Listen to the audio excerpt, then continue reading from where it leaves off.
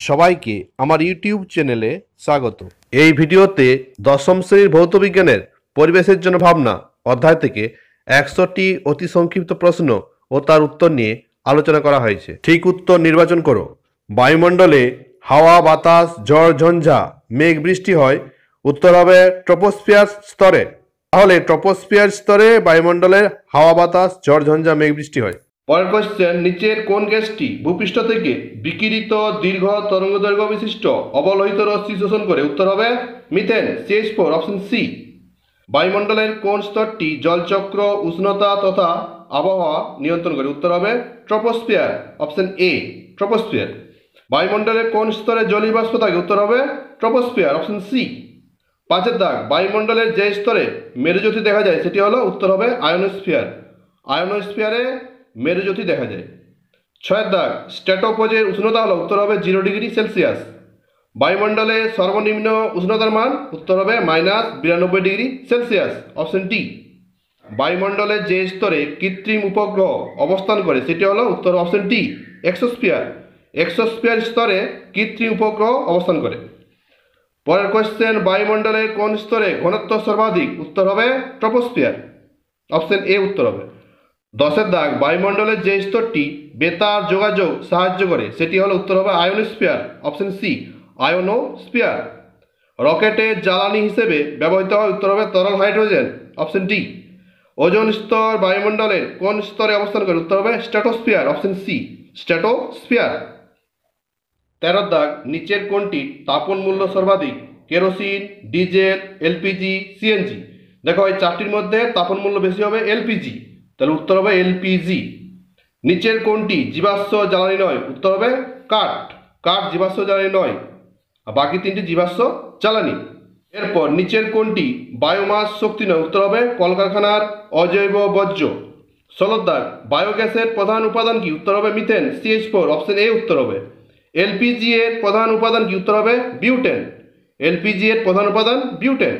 এরপর সিএনজি এর প্রধান উপাদান কি? উত্তর হবে মিথেন, অপশন বি, মিথেন। পরের কোয়েশ্চেন, মিথানোজেনিক ব্যাকটেরিয়া বিপাকের ফলে কোন গ্যাস উৎপন্ন করে? উত্তর হবে মিথেন, অপশন ডি, CH4 অর্থাৎ মিথেন। পরের কোয়েশ্চেন, একটি সৌরকোষে কত বিভব পার্থক্য সৃষ্টি হয়? উত্তর হবে 0.5 ভোল্ট, অপশন বি। একটি সৌরকোষে 0.5 ভোল্ট বিভব পার্থক্য সৃষ্টি হয়। এর পরের কোয়েশ্চেন, বায়ু শক্তি থেকে বিদ্যুৎ উৎপাদনের জন্য বায়ুর ন্যূনতম গতিবেগ কত হওয়া প্রয়োজন? উত্তর হবে 10 kilometre per hour, option A উত্তর হবে। 10 কিলোমিটার H−1 অর্থাৎ 10 কিলোমিটার পার আওয়ার। পরের কোয়েশ্চেন, নিচের কোন অপ্রচলিত শক্তি দূষণ ঘটাতে পারে? উত্তর হবে পারমাণবিক শক্তি, এটি দূষণ ঘটাতে পারে, আর বাকি তিনটি দূষণ ঘটায় না। পরের কোয়েশ্চেন, জীবাশ্ম জ্বালানিগুলির মধ্যে সর্বাপেক্ষা কম দূষণ ঘটায় কোনটি? উত্তর হবে প্রাকৃতিক গ্যাস, অপশন বি। এরপর ওজোন স্তর ধ্বংসে কোন গ্যাসটির ভূমিকা সব থেকে বেশি? উত্তর হবে সিএফসি। সিএফসি ওজোন স্তর ধ্বংসে প্রধান ভূমিকা গ্রহণ করে, তাহলে উত্তর হবে সিএফসি। পরের কোয়েশ্চেন, ক্লোরোফ্লুরোকার্বনের কোন পরমাণু ওজোন স্তর ধ্বংসের জন্য দায়ী? উত্তর হবে ক্লোরিন, সিএল পরমাণু। বায়ুমণ্ডলের ওজোন স্তর সৃষ্টির কারণ হলো? উত্তর হবে আলোক রাসায়নিক বিক্রিয়া, অপশন এ উত্তর হবে আলোক রাসায়নিক বিক্রিয়া। এর পরের কোয়েশ্চেন, সিএফসি অতি বেগুনি রশ্মির দ্বারা বিয়োজিত হয়ে উৎপন্ন করে? উত্তর হবে সক্রিয় ক্লোরিন পরমাণু, সক্রিয় সিএল পরমাণু। এরপর প্রদত্ত কোন গ্যাসটি ভূপৃষ্ঠ থেকে বিকিরিত দীর্ঘ তরঙ্গ বিশিষ্ট অবলোহিত রশ্মি শোষণ করে? উত্তর হবে মিথেন, CH4, উত্তর হবে মিথেন, CH4। পরের কোয়েশ্চেন, প্রদত্ত কোন জোড়াটি গ্রিনহাউস গ্যাস নয়? উত্তর হবে অক্সিজেন ও নাইট্রোজেন, অপশন এ। দেখো এখানে O2 এবং N2 এই জোড়াটি গ্রিনহাউস গ্যাস নয়, বাকি জোড়াগুলি গ্রিনহাউস গ্যাস। পরের কোয়েশ্চেন, পৃথিবীর কোন অঞ্চলে ওজোন স্তর সর্বাধিক ক্ষয়প্রাপ্ত হয়? উত্তর হবে মেরু অঞ্চল। পরের কোয়েশ্চেন, গ্রিনহাউস এফেক্টের জন্য দায়ী? উত্তর হবে ইনফ্রারেড রশ্মি, উত্তর হবে ইনফ্রারেড রশ্মি। একটি অজৈব গ্রিনহাউস গ্যাস হলো? উত্তর হবে কার্বন ডাইঅক্সাইড। এরপর হ্যালন 1211 এর আণবিক সংকেত? উত্তর হবে CbRF2Cl, CbRF2Cl, CbRF2Cl, এটি হ্যালন 1211 সংকেত। পরের কোয়েশ্চেন, জ্বালানির তাপন মূল্যের এসআই একক কি? উত্তর হবে জুল পার কেজি। জ্বালানির তাপন মূল্যের এসআই একক হচ্ছে জুল পার কেজি। এরপর কোনটি জীবাশ্ম জ্বালানি নয়? উত্তর হবে ইথানল, এটি জীবাশ্ম জ্বালানি নয়, বাকি তিনটি জীবাশ্ম জ্বালানি। কোন জীবাশ্ম জ্বালানির তাপন মূল্য সবচেয়ে বেশি? উত্তর হবে রান্নার গ্যাস অর্থাৎ এলপিজি। এলপিজি, এখানে এলপিজির তাপন মূল্য সবচেয়ে বেশি হবে। কোন জ্বালানির তাপন মূল্য সর্বাধিক? উত্তর হবে হাইড্রোজেন। হাইড্রোজেনের তাপন মূল্য সবচেয়ে বেশি। বায়োগ্যাসের মূল উপাদান হলো মিথেন, অপশন এ CH4 অর্থাৎ মিথেন। এরপর কোনটির তাপন মূল্য সব থেকে কম? উত্তর হবে কাঠ। কাঠের তাপন মূল্য এখানে সব থেকে কম। পরের কোয়েশ্চেন, বায়োফুয়েলের একটি উদাহরণ হলো? উত্তর হবে গোবর গ্যাস। একটি নবীকরণযোগ্য শক্তি নয়, উত্তর হবে নিউক্লিয় শক্তি। আর বাকি তিনটি নবীকরণযোগ্য শক্তি। বায়োফুয়েলের মূল উপাদান হলো ইথানল, অপশন বি। সৌরকোষে ব্যবহৃত অর্ধপরিবাহী নাম হলো? উত্তর হবে সিলিকন। বায়োডিজেল তৈরিতে ব্যবহৃত উদ্ভিদ হলো জ্যাট্রোফা। এর পরের কোয়েশ্চেন, বায়ুমণ্ডলের শীতলতম অঞ্চল হলো? উত্তর হবে মেসোপজ, অপশন সি। এরপর বায়ুমণ্ডলের উষ্ণতম স্তরটি হলো? উত্তর হবে অপশন এ এক্সোস্ফিয়ার। পরের কোয়েশ্চেন, সূর্য থেকে পৃথিবীতে তাপ আসে? উত্তর হবে বিকিরণ পদ্ধতিতে। বিকিরণ পদ্ধতিতে সূর্য থেকে পৃথিবীতে তাপ আসে। ওজোন স্তর ধ্বংস করতে মুখ্য ভূমিকা নেয়? উত্তর হবে CFC। কোনটি গ্রিনহাউস গ্যাস? দেখো এখানে গ্রিনহাউস গ্যাস হবে ওজোন, অপশন সি O3 অর্থাৎ ওজোন। এরপর নিচের কোনটি গ্রিনহাউস গ্যাস নয়? উত্তর হবে N2। এখানে N2 অর্থাৎ নাইট্রোজেন গ্রিনহাউস গ্যাস নয়, বাকি তিনটি গ্রিনহাউস গ্যাস। এরপর অতি সংক্ষিপ্ত উত্তর ভিত্তিক প্রশ্নোত্তর। একের দাগ, ওজোন স্তরের ঘনত্বকে কোন এককে প্রকাশ করা হয়? উত্তর হবে ডবসন। ডবসন এককে ওজোন স্তরের ঘনত্বকে পরিমাপ করা হয়, তাহলে উত্তর হবে ডবসন। ওজোন গহ্বর কি? দেখো প্রাকৃতিক ও মনুষ্য সৃষ্ট কারণে স্ট্র্যাটোস্ফিয়ারের ওজোন স্তর পাতলা হয়ে যাওয়ার ঘটনাকে ওজোন গহ্বর বলে। এরপর কার্বনবিহীন উচ্চ তাপন মূল্য বিশিষ্ট একটি জ্বালানির নাম লেখো। উত্তর হবে হাইড্রোজেন গ্যাস। দেখ, বায়োগ্যাস প্ল্যান্টে যেসব ব্যাকটেরিয়া বায়োমাসকে মিথেন গ্যাসে বিয়োজিত করে তাদের কি বলা হয়? উত্তর হবে মিথানোজেনিক ব্যাকটেরিয়া। Methanogenic bacteria. হ্যালোন কি? উদাহরণ দাও। ব্রোমিন সমন্বিত এক ধরনের যৌগ যা অগ্নি নির্বাপক হিসেবে ব্যাপকভাবে ব্যবহৃত হয়। উদাহরণ হ্যালোন 1211, এর সংকেত CF2BrCl, হ্যালোন 1301, সংকেত CF3Br ইত্যাদি। এরপর উইন্ড মিলে বায়ু শক্তি থেকে কোন শক্তি উৎপন্ন হয়? উত্তর হবে বায়ু শক্তি থেকে বিদ্যুৎ শক্তি অর্থাৎ তড়িৎ শক্তি উৎপন্ন হয়। তাপন মূল্যের এককগুলি কি কি? দেখো তাপন মূল্যের প্রচলিত একক হচ্ছে কিলোজুল পার গ্রাম। তাপন মূল্যের SI পদ্ধতিতে একক জুল পার কেজি। তাপন মূল্যের CGS পদ্ধতিতে একক ক্যালোরি পার গ্রাম। এছাড়া তাপন মূল্যের অন্যান্য এককগুলি হলো কিলোজুল পার কেজি এবং কিলো ক্যালোরি পার ঘনমিটার। পরের কোশ্চেন, বায়ুকল আছে পশ্চিমবঙ্গের একটি জায়গার নাম লেখো। উত্তর হবে সাগরদ্বীপ। 9 দাগ, গ্লোবাল ওয়ার্মিংয়ে বিভিন্ন গ্রিনহাউস গ্যাসের অবদানের সঠিক ক্রমটি হলো? এটি উত্তর হবে option B CO2 greater than CH4 greater than CFC greater than H2। Biofuel কি? জৈব পদার্থকে পচিয়ে যে তরল জ্বালানি প্রস্তুত করা হয় তাকে বায়োফুয়েল বলা হয়।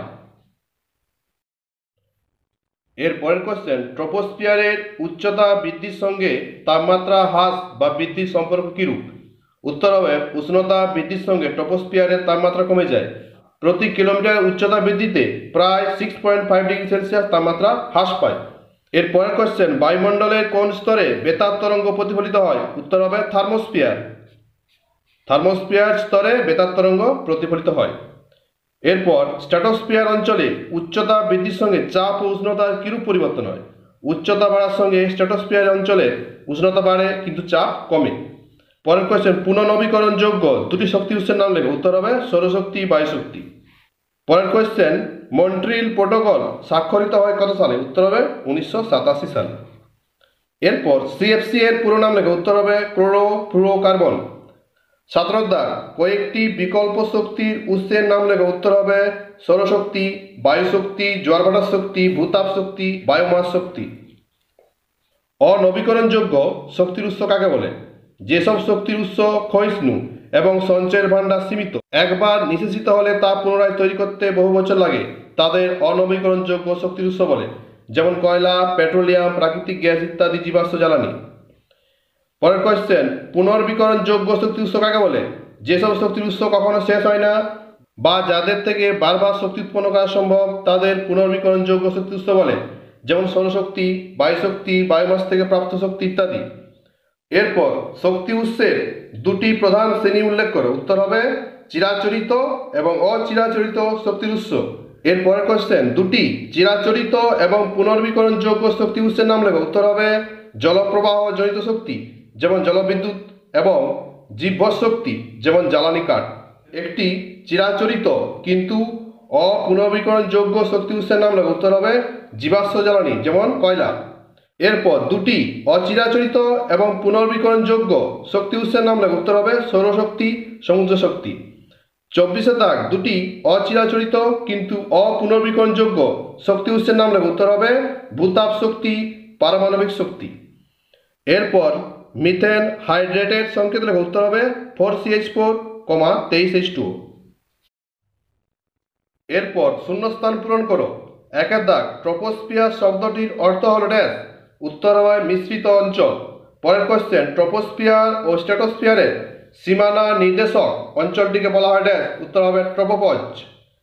এরপর সমুদ্রপৃষ্ঠ থেকে যত উপরে ওঠা যায় বায়ুস্তরের ড্যাশ তত কম হয়।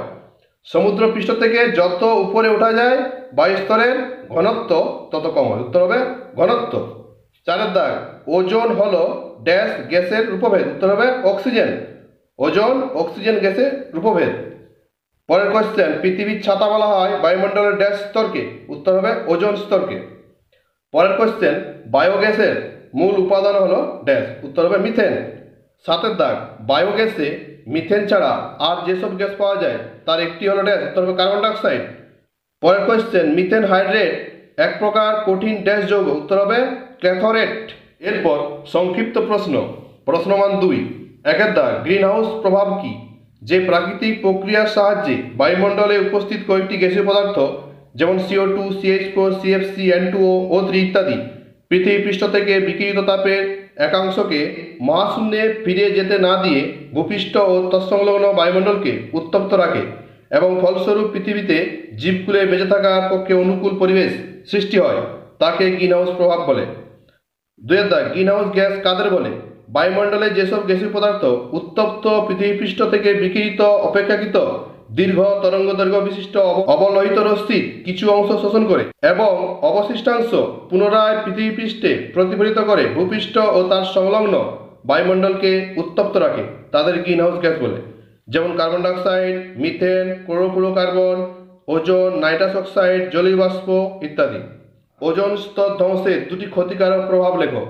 1 নম্বর পয়েন্ট, ওজোন স্তর ধ্বংসের ফলে সূর্য থেকে আগত ইউভি রশ্মি সরাসরি মানুষের দেহে পড়তে পারে, ফলে মানুষের ত্বকে ক্যান্সার হওয়ার সম্ভাবনা বেড়ে যায় এবং রোগ প্রতিরোধ ক্ষমতা কমে যাবে। 2 নম্বর পয়েন্ট, উদ্ভিদ ও প্রাণীর ক্ষেত্রে সালোক সংশ্লেষের হার এবং বৃদ্ধির হার কমে যাবে। সামুদ্রিক প্লাঙ্কটন এবং প্লাঙ্কটনভোজী প্রাণীদের জীবন সংশয় দেখা দেবে। সমুদ্রের বাস্তুতন্ত্রের পরিবর্তন হবে। 4 দাগ, আদর্শ জ্বালানির বৈশিষ্ট্যগুলি কি কি? দেখো, আদর্শ জ্বালানির বৈশিষ্ট্য: সহজলভ্য, নিরাপদে ব্যবহারযোগ্য, উচ্চ তাপন মূল্য, নিম্ন জ্বলনাঙ্ক, কম দূষণকারী, জলীয় বাষ্পমুক্ত হবে যেমন প্রাকৃতিক গ্যাস, এলপিজি, সিএনজি। এর পরের কোশ্চেন, জীবাশ্ম জ্বালানি সংরক্ষণ করা কেন দরকার? দেখো, জীবাশ্ম জ্বালানির ভাণ্ডার সীমিত এবং এটি নবীকরণযোগ্য নয়। এই জ্বালানি দ্রুত হারে ব্যবহার করলে অচিরেই মজুদ শেষ হয়ে যাবে, শক্তি সংকটের সৃষ্টি হবে। তাছাড়া মজুদ থাকতে থাকতে নবীকরণযোগ্য শক্তি ব্যবহারের নতুন প্রকৌশল উদ্ভাবনের সময় পাওয়া দরকার। স্থিতিশীল বৃদ্ধি ও উন্নয়ন বলতে কী বোঝো?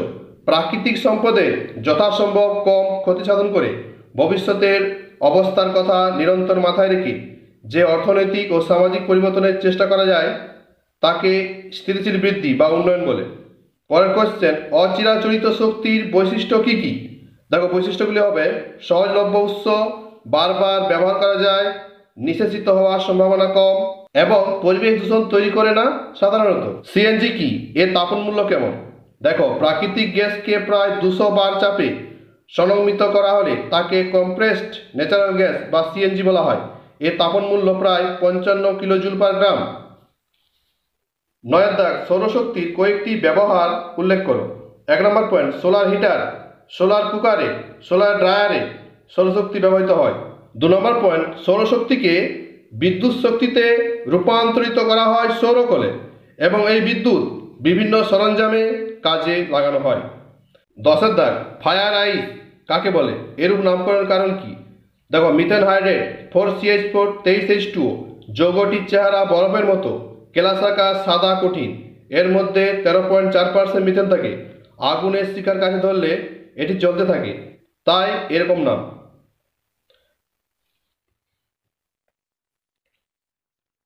11 দাগ, বায়ুমণ্ডলের কোন স্তরে সাধারণত কৃত্রিম উপগ্রহ স্থাপন করা হয়? উত্তর হবে এক্সোস্ফিয়ার। এর পরের কোশ্চেন, পাওয়ার অ্যালকোহল কি? দেখো, 20 থেকে 50% ইথানলযুক্ত পেট্রোলকে পাওয়ার অ্যালকোহল বলে। 13 দাগ, ইউভি রশ্মির প্রভাবে ক্লোরোফ্লোরোকার্বন থেকে নির্গত কোন পরমাণুটি ওজোন গ্যাসকে অক্সিজেনে বিয়োজিত করে দেয়? উত্তর হবে ক্লোরিন অর্থাৎ Cl। 14 দাগ, বায়োগ্যাসের একটি ব্যবহার উল্লেখ করো। উত্তর হবে গৃহস্থালী রান্নার কাজে জ্বালানি রূপে বায়োগ্যাস ব্যবহার করা হয়। এরপর ওজোন স্তরে ওজোনের বিয়োজনে NO এর ভূমিকা কি? দেখো, অতি দ্রুতগামী বিমান বা সুপারসনিক জেট প্লেনগুলি থেকে নির্গত NO ওজোন স্তরের ওজোন অণুকে বিয়োজিত করে O2 অণু উৎপন্ন করে। দেখো, NO+O3 উৎপন্ন হচ্ছে NO2+O2। 16 দাগ, জ্বালানি কাকে বলে? বাণিজ্যিক ও গার্হস্থ্য কাজে ব্যবহৃত যেসব পদার্থের দহনে তাপ ও আলো পাওয়া যায় তাদের জ্বালানি বলে। 17 দাগ, ভূ উষ্ণতা বৃদ্ধির একটি ক্ষতিকর প্রভাব উল্লেখ করো। দেখো, মেরু অঞ্চলের বরফ গলানোর হার বৃদ্ধি পাবে, যার ফলে সমুদ্রের জলতলের উচ্চতা বৃদ্ধি পাওয়ায় উপকূলবর্তী এলাকাগুলি ডুবে যাবে। ফ্রেয়ন কি? দেখো, CF2Cl2 এবং CFCl3 যৌগকে ফ্রেয়ন বলা হয়। পরের কোশ্চেন, নবীকরণযোগ্য শক্তির দুটি উদাহরণ দাও। উত্তর হবে সৌরশক্তি, বায়ুশক্তি। বায়োগ্যাসে উপস্থিত প্রধান গ্যাস দুটি লেখো। উত্তর হবে মিথেন এবং কার্বন ডাইঅক্সাইড। এরপর CBM কি?